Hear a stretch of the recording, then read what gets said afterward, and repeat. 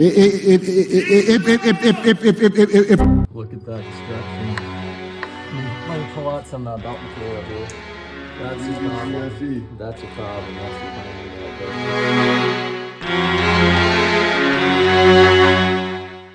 the What is up, y'all? Today we are going to be explaining the timing marks on the 3VZ-FE 3-liter V6 Toyota engine. It's actually super easy to do, and it just entirely unbolts, but there's just not a lot of information online. I mean, it's a 1993. Oh, but I'm pretty sure the timing marks are the same on the 3VZ-E. So yeah, basically, I just wanted to make this video as fast as possible. And I just did the timing belt on mine, and I had to compile a lot of information. So if you've still got one of these old Toyotas, I hope this video helps.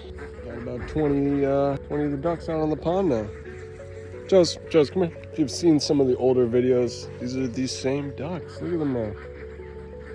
Out on the pond, happy and free. The 3VZ-FE was made from 1992 to 93. It is the Toyota V6. Like and subscribe if I helped you at all, and leave a comment if you have any questions. Let's get right into this. But all right, to begin, you have the left head right here and the right head in the back.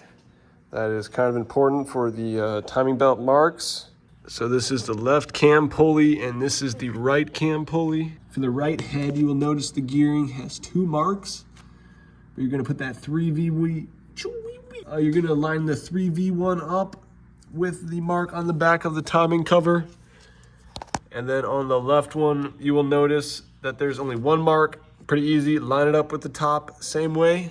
And then the only other mark that you need to know about and line up is the crankshaft one down here. Can you see that? On the actual crankshaft pulley, there is a little notch on the flange, and then right underneath the water pump, there is a mark to line it up. And then another very important mark is this little dot on the crankshaft pulley. That is where you're going to originally start your timing belt, the crank mark right there.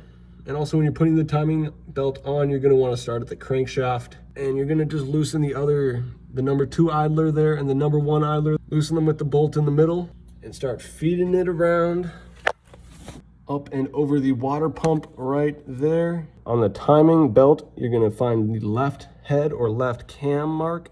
Ignore these dotted lines here, that's not actually the one. The belt doesn't line up after you turn it over a couple times. It's just for original lining and tension. Align the left cam timing belt mark with the left cam pulley marks. You might need to get on here and pull this one a little bit. Make sure you go clockwise. Feed it around the number 1 idler, and then line up the right cam mark. After that, for me, I just had to retighten the idlers. Yeah, and then you put the tensioner back on, and then you're gonna wanna connect right here, spin this thing over 2 times, and just make sure that these marks still align. The belt won't align again, the gear mark and the timing cover.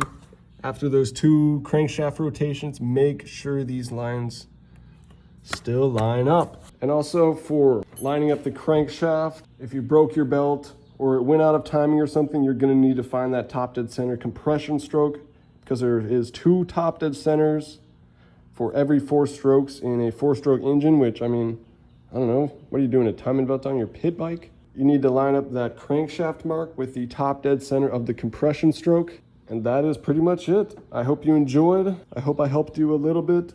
There's just no information online really about this, except for one other YouTube video where it's 2 dudes talking, and it's like, they don't even seem too confident in what they were doing. But, you know, I had the manual for this one. This is exactly how the repair manual did it. And I've tested it. We just need a new MAF now. And this thing